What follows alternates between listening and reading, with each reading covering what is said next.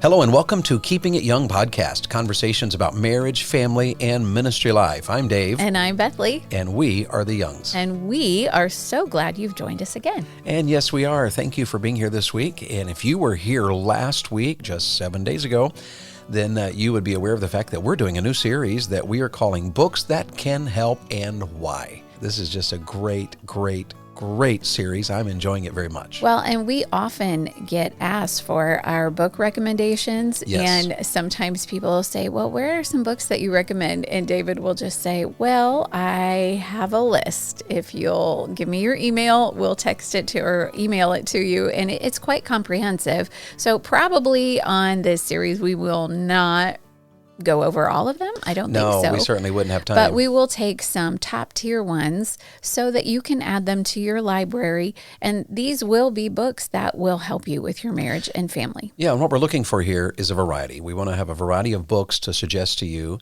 And to be fair, one of the things we're also looking for is books that are simple. Yes. Books that have, you read a chapter and like, hey, we could do that. There are some books that you read, especially in the marriage and family realm, which is very sad because the Bible is pretty straightforward when it comes to marriage and family. It has a few chapters and they're very straightforward. Do this, do that. But sometimes you can get into marriage books that just get into all the psychology and whatever of all of it. And you're like, I have no idea what I just read. Yeah, and sometimes it's just because some authors tend to give tons of information. They feel, and it's different ways of writing. Some feel bound to give detail, bibliography, endnotes, footnotes, and so forth. All of that is valid and very important, but sometimes it does get bogged down. You can get bogged down into so many details that you miss the simplicity of the truth. And so the books we've chosen to go over with you are actually fairly simple. Mm-hmm. They're easy to read. They're not that long. They're just very practical. In fact, the one thing I love about the book we're looking at right now is that every chapter had something I learned. It's like, okay, that's good. And it also has great illustrations. So it's got some humor yeah. in it. Yeah, we love the humor. Yeah. And I think most of you know that we love to laugh. And so probably me more so than Bethlie, but nonetheless. And obviously, we want it to be biblically based. So yes. that if you have a whole chapter that's just opinion, that's difficult. You want a chapter that says, well, this is what the Word of God says, and this is how we can apply it. Absolutely. So today we're talking about, again, the series Books That Can Help and Why. And the first book we chose in this series is called 10 Pillars of an Awesome Marriage by Charles Shoemaker. And you need to read the subtitle because it's awesome. Yes, and the subtitle says, Don't Endure What You Can Enjoy. Yes. And we did like that subtitle. That's really good. Of course, Dr. Shoemaker and his wife Sharon have been married for 50 years, and they have 2 children and quite a few grandchildren. And Dr. Shoemaker has taught marriage and family conferences throughout America, in Asia, in Central America, as well as in Europe. So he's worth reading. This yes. man knows his stuff, and the book is very well written. It has 10 chapters that are very neatly alliterated. Starts with core values, steps into chapter 3 with commitment, which is what we talked about last week. There's a chapter on communication, conflict resolution. We want to zero in on chapter 5 today. And I like even he calls marital intimacy chemistry. Mm-hmm. And that's Bethlie doesn't like chemistry. She hated that class in school, but she likes chemistry in her marriage. Yes. Chemistry in your marriage is much different than chemistry educationally. Chemistry in your marriage is absolutely needed. And chemistry elsewhere is for the brilliant people who help us with things that I don't understand. I was just going to sit here quietly and see where this was going. I have no idea what I'm saying. Chemistry is for people who are studying medicine and engineering and all of that great stuff. And I am thankful for all of you who do. This was pretty exciting. And so there's these great chapters, and all of them begin with the letter C, and we just really recommend the book. Last week, if you were here, what we talked about last week, we chose chapter 3 and the word commitment. And we ended last week, a little rust there. We talked about why is commitment such a struggle for us today. He covers that in the book. That's just really worth thinking through. And then he had a little section called, commitment is a choice. And we choose to stay married. We choose to make our spouse happy, to be married to us. And we choose to continue growing together. And you know what, I think that's worth our just pausing here a moment because we kind of ended on that one. But growing together really is essential in a committed marriage. It really is. And we had just said right before we started recording, we had talked about how that often when we think about being committed in a marriage, we talk about they've hit a really rough patch and both spouses decide, no, this is worth it. We're going to be committed. We're going to stay married. But really, commitment is just the day in and the day out, making that committed choice of, I am here for you. I love you. And there is no one else in this world that I am going to look to for anything that needs to be found in my marriage. And that's what commitment's all about. It is true that it is for those hard times. It is true. You need to stay committed during the hard times too, but commitment is just the everyday. Absolutely. And so we're going to move today into chapter 5 called Conflict Resolution, or Solving Disagreements Peaceably. For whatever reason, this one comes up a lot in marriage counseling. It does. Yes. And we do live in a generation that we just have never been taught how to handle conflicts. Yes. And number one, we hate them, we avoid them. Right. And number two, our experiences have often, the examples we have from parents, from how others handle it, have often been a negative experience. Yes. So this is a very important chapter. It is important because conflicts are going to come up. What you need to learn how to do is resolve them when they are small. And can I just say here before we really jump in today, one of the things that I appreciated about this book is that Dr. Shoemaker talks about how he and his wife, how they grew up in very dysfunctional homes. And he talks about, actually, he left home when he was 16, and she left home on her 18th birthday during her last year of high school. And he says, while our home life wasn't all bad, it was dreadful enough to prompt our exodus long before any teen should have had to do so. And it shows, and one of the things he points out here is that their childhood experiences caused them to chart a course antithetical to the behaviors and values that they had left behind. So it prompted them to really take steps to go in a different direction. And I really appreciated the vulnerability there. He quotes Gary Smalley here. Conflict is inevitable in relationships. It rears its head in even the healthiest and most deeply intimate of marriages. So this is really important, right, that we learn how to handle conflict wisely. We can't avoid it. It's coming. Every one of you who are married will face these conflicts, but you got to handle it wisely. And if you handle it wisely, it really does become a normal part of life that doesn't damage a marriage. In fact, can strengthen a marriage. Yes. And that's the goal. Now, there's a couple of things he did. I loved an illustration he gave. And he gave an illustration about Lady Astor and Winston Churchill. Tell the illustration, but before we do, most of us know Winston Churchill. Who was Lady Astor? She was an American who grew up in the famous Astor family, apparently, who was just well known for their wealth and probably just their influence that they had. Anyone who had money wanted to be on Lady Astor's list. That would have probably been either her mother or grandmother at that time.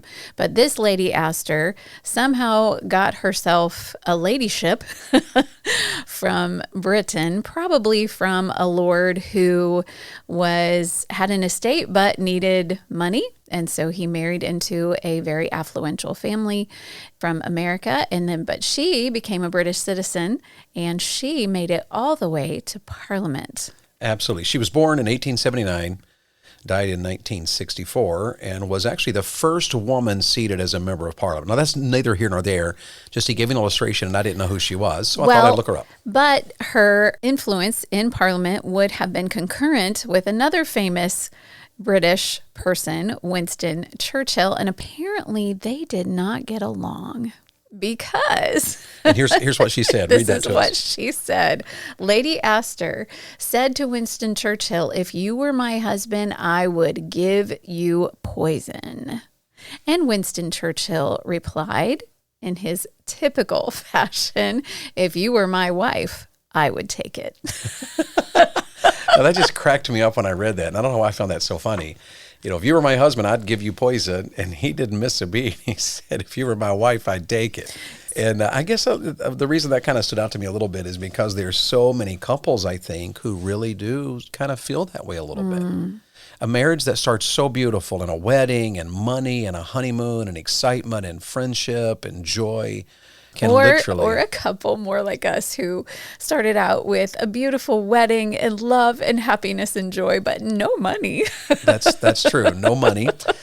But it all begins in such beauty. And Yes. such promise can end in a place like this. It really is kind of shocking. Well, and they were not married to each Right. other, but they do represent how terrible, if you don't learn biblical conflict resolution, how it can just deteriorate to a point where couples do feel this way about each other. On page 85 of his book, he quotes Charles Swindoll, Chuck Swindoll to most people. And here's what Chuck Swindoll had to say. Frequently, marital warfare is in the trenches of belligerence or moodiness. Some battles are night attacks or surprise assaults. Others are cold wars of stoic silence. Cruel methods of torture are also employed. Public criticism, fearful threats, intimidation, ugly sarcasm, and hateful remarks designed to put down one's mate. Such tactics, he says, are popular, but they are wrong because they are unfair and they never lead to domestic peace. End of quote. I thought that was really worth just sharing with our audience. Loaded. That 'Cause is it's a kinda true. loaded statement. Haven't we seen many of those? Yes. As we've seen those who are in the trenches of belligerence and moodiness. We've seen yes. that, haven't we? And the cold wars of stoic silence. I've seen that one. And even the cruel methods, public criticism, the fearful threats, intimidation, sarcasm, hateful remarks. These are pretty popular. And anybody who's done any counseling much at all, we're all aware of that. Well, and any of you who are listening who are in a marriage where this is true, any of these things, even if it's the moodiness and the belligerence, maybe it's just what Dr. Swindoll says is a surprise attack, just kind of out of nowhere. One of the spouses is going through a hard time, and so they start getting angry and throwing fits, if you will, out of nowhere. And then there's the other ones, which we have heard even in church lobbies, where they are hateful to each other and they publicly criticize one another. If any of you are in a marriage where this is present, you know the pain of it. Yes. And you know how you would love to handle conflict resolution. Absolutely. And so there's several things here that stood out in this chapter. First of all, it's just important because all of us have conflicts to deal with. And one of the things I thought was interesting is that on page 87, he introduced the letters PFS, which stands for Personal Filtering System. And what he was talking about there was that part of the reason there's conflicts in a marriage is that all of us have a PFS, a personal filtering system.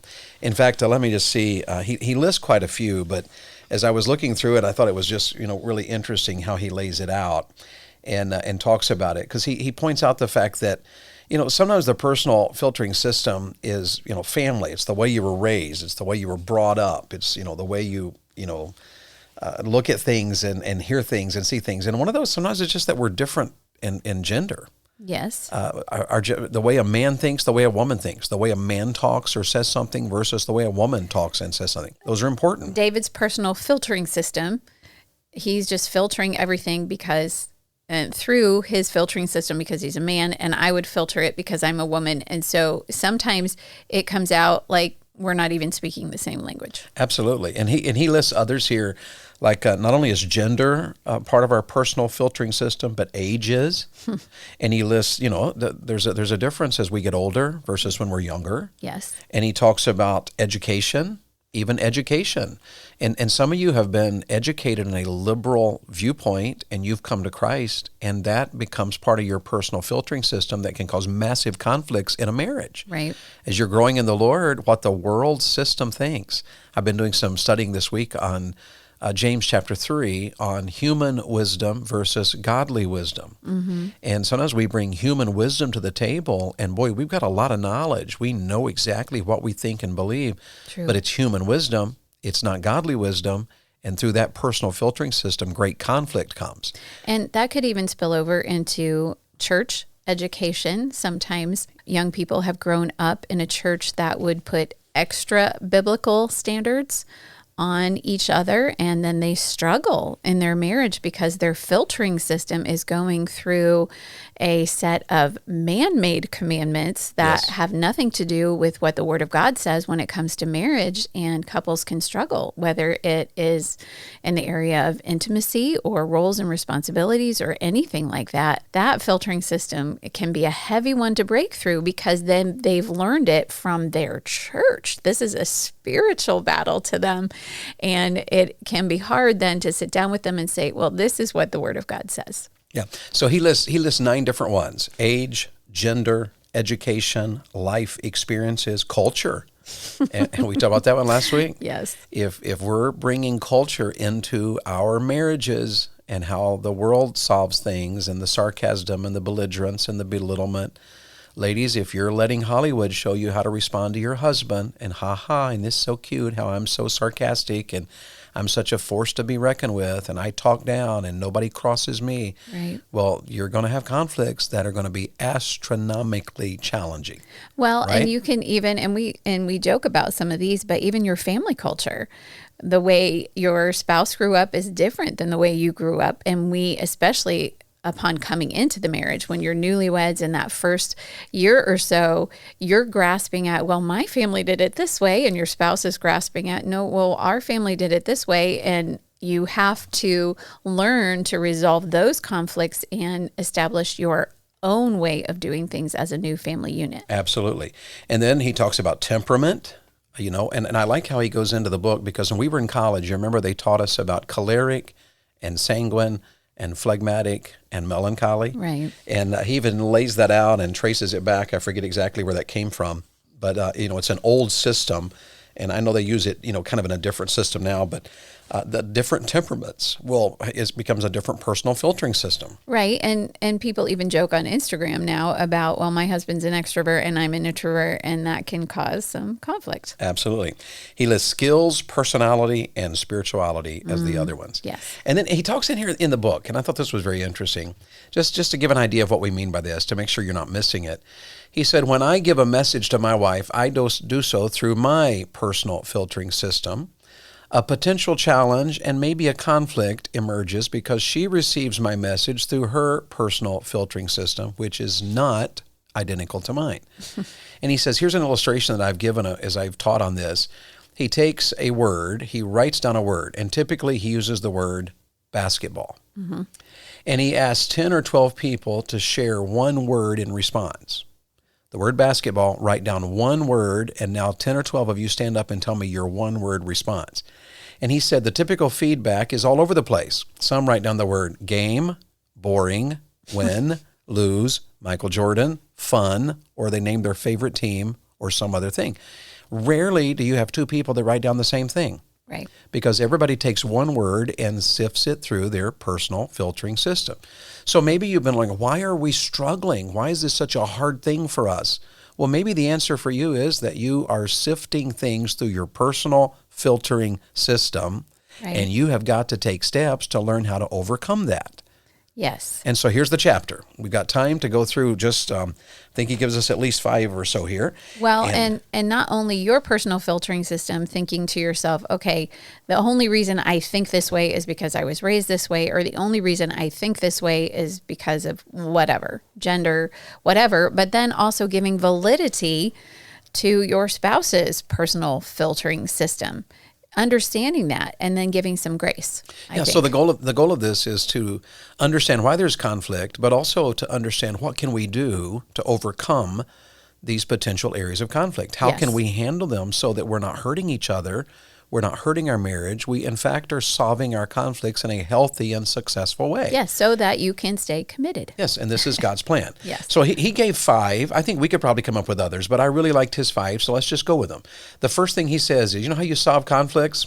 You got to be right with God. And it's so simple that one actually kind of caught me off guard. I was like, okay, because we're looking for, often on our podcast, we're looking for, okay, take this step and apply this verse and learn to listen and learn to, We can list all kinds of things. But he starts out by saying, part of the reason you have conflict is because you're just not right with God. You're not growing spiritually. You're not walking with God. You're not looking to God's word to help you to understand things and to apply them to your life. I really like that one. And one of the suggestions he makes is, when conflict comes into a marriage, maybe you shouldn't try to solve it until you've met with God. Yeah. Until you've had some time to say, okay, God, am I thinking right? Am I right with you? Am I pleasing you? Am I honoring you? Because, dear friends, listen, when you're not right with God and you're walking in the Christian terms here, in the flesh, when you are carnal, you will never be able to solve these issues well. Yeah. Because not only are you going to be wrong, you're going to cause your spouse to be defensive. And anger leads to anger. Yes. And sarcasm leads to sarcasm. And tension leads to more tension. So we do have to start out by making sure we are right with God. It is ironic to me and a little bit sad, but when couples need counseling, usually, eventually, both of them have to face something that they did wrong. Yes. Often there is one glaring thing that one of the spouse does that has ended in, okay, we can't resolve this, we need to get help. But then they come and other things start coming out where both spouses need to make things right. So that when I've been communicating with a wife and she is saying, well, my husband is doing this and this and this and this is wrong. Well, sometimes, well, always, I can't counsel her husband. I'm never going to counsel her husband. It's a wonderful thing when David and I can counsel them together, but sometimes that doesn't happen, and I can only counsel her. And it saddens my heart a little bit at how many wives, when I say to them, you know what, there's nothing you can do about him right now except to communicate with him, but you get as close to God as you can right now. You walk with God.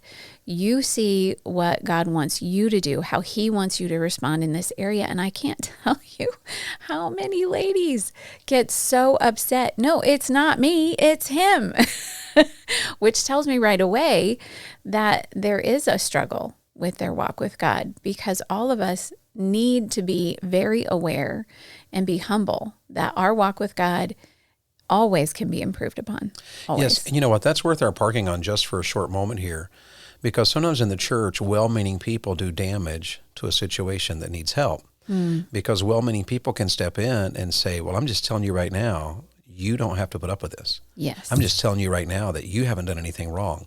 Well, that's even ludicrous to think about on the surface. All of us do things wrong. Yes. And when you have an issue in a marriage that's a huge conflict, you may not be able to solve that conflict. But if you will take steps of personal growth in your own life, if the conflict never gets solved, and even if the marriage falls apart, you will come through it a godlier, stronger, better person, closer to the Lord and right with God. And of course, the goal is to keep a marriage together. Yes. But it is true that we have to be right with God. Every one of us has to seek to be right with God. We got time for these others. Let's move quickly. Number 2, he says, we have to be swift to hear and slow to speak. That's James chapter 1. Yes, it's very obvious that most of the time we get into conflict and we can't resolve it because somebody can't keep their mouth shut. We just have to keep defending and defending and defending and explaining and excusing instead of listening. Where is my spouse coming from? And we also try to control. Sometimes we I'm going to control this situation. Yes. And here's what the Bible says. You have to listen. Be very quick to listen. Be very slow to speak. And I would add to that, because of our culture, be very slow to text. Because some reason we are very comfortable grabbing our phone and our fingers are flying, and we send a text that absolutely sets a situation 10 steps behind. Yes. And so one of the things that is important to do is to say and text very little in moments of conflict. Make sure, he says first, be swift to hear. Yes. Listen, listen, listen. What are the other 3 here before we run out of time? Own it when you're wrong. Ooh, that's a big one, isn't That's it? hard. It takes a lot of humility, and it's hard, especially when you're so convinced that you're right. So it does take humility to say, you know what? You're right. I was harsh. I should not have said it that way. I did not mean to hurt your feelings. Yeah. The key word here in this owning it is, I was wrong. Yes. I was wrong. Or maybe I am wrong. But I and wrong, those two need to come together. That's the idea of owning it. Own it when you're wrong. Here's 2 others. Number 4, stay focused on the issue at hand. Now, that may be a little unfair. And we laugh because typically we, in our counseling, Bethlie and I typically at this point, that phrase right there, we're talking to a lady. Yes. And we're saying to her, listen, your brain connects everything. Yeah. The way God designed your thinking is when an issue happens, it's connected to the last 10 times this issue. You feel it. Yes. Whereas men kind of put it in a box, and we often put it in a box and forget about it. Mm-hmm. And our wife, a wife will say, yeah, but you did this, 3 years ago. And we're like, I don't even know that I was alive 3 years ago. And it becomes a real issue, and it hinders. Ladies, be aware of that. And men, if your tendency is to throw issues in there, and men, we typically tease the lady about it. Mm-hmm. But a lot of men will do that too. Oh, yes. They will, yeah, but you said, or yeah, but you did not, or you're always right. Mm-hmm. We start throwing these extra, issues involved in the conflict that have nothing really to do with solving this one. They're valid, probably. Yes. And chances are they really did happen, probably. Mm-hmm. But bringing them up again, what you end up doing is you take the conflict and now you square it. Or you take the conflict to the third power or to the 10th power if you bring up 10 different issues. Yes. And as you know, when you take 2 and you square it, you got 4. Yeah. And if you square that one, you got 16. 4 times 4, 16. And each time you square it, you're getting some pretty astronomical issues at hand here. So stay focused on the issue at hand. He gives one more, and we're going to have to close here. What's the last one? Face conflicts with a team mindset. We say that a lot these days, don't we? Yes. We say, make your marriage we, not me. Mm-hmm. And he said it kind of in a different way. He said a marriage struggles when it has 2 eyes. And I thought that's interesting. It's A, B, C, D, E, F, G, H, I, 2 eyes, not your eyeballs. But when there are 2 eyes in marriage, you're going to struggle. Yeah. But if you can take the 2 eyes and make them a we, to where the point is, let's figure this out so we can be in unity. Yes. Remember, my friend Tina Wilson, she says, remember you're on the same team. On the same team. You're on the same team. And that's important. Before we end, it is important that we learn that we're still on the same team. And if you want to come back to that, we can. Sometimes people will take aught against some of the teaching that we do on conflict resolution, because they will say, well, what if there's a lady in an abusive marriage and you're just giving her husband permission to stay abusive and her to have to stay in that marriage? And there is nothing that we have said here that goes along with that. If you are in an abusive situation, you do need help, and you can reach out for that and you can get that. Often, though, those accusations come from people who are not in an abusive relationship. They're just bringing up the what ifs because they don't want to follow conflict resolution in their own relationships the way the Bible would have it done. But this conflict resolution that we are teaching, and I would say that Dr. Shoemaker is teaching in his book, is to resolve the normal everyday conflicts that come up and can compound if you don't take care of them. Yes. And I'll just add to that, if your conflict is deeper than just a disagreement, if there's a conflict, that is a conflict, and there's a right way to handle that. There's a right way to, to handle every conflict in your marriage has a right way to handle it. And so there are times when you have to get professional counseling. There are times when you have to get legal help. Yes. And but the whole point is that most of the time a conflict can be solved in a marriage if you'll take the simple steps of this chapter. So this is a great book. 10 Pillars of an Awesome Marriage. Don't endure what you can enjoy. And what I love about this, when you read Dr. Shoemaker's book here, these 10 pillars, these 10 chapters, and his wife's chapter at the end, what you find out is here's a couple that's been married for 50 years and have learned to enjoy, not endure. And that's our heartbeat for you guys. If you buy this book and you read it, I think it'll help you to know how to enjoy your marriage. And we just celebrated our 32nd wedding anniversary. And can I say, we do not endure anything. We enjoy. We are enjoying serving the Lord together. We're enjoying our family, our grandchildren, our children. These are great days. Learning to enjoy your marriage is absolutely a phenomenal way to live. Yes. And that's our hope and our prayer for you. This book can help, and so we recommend it to you, 10 Pillars of an Awesome Marriage. Hey, you've been listening to the Keeping It Young podcast. Thank you so much for joining us today. You can find us online, and if we can help you in some way, reach out to us and let us know. Whatever else you do this week ahead, make sure that you serve the Lord with gladness.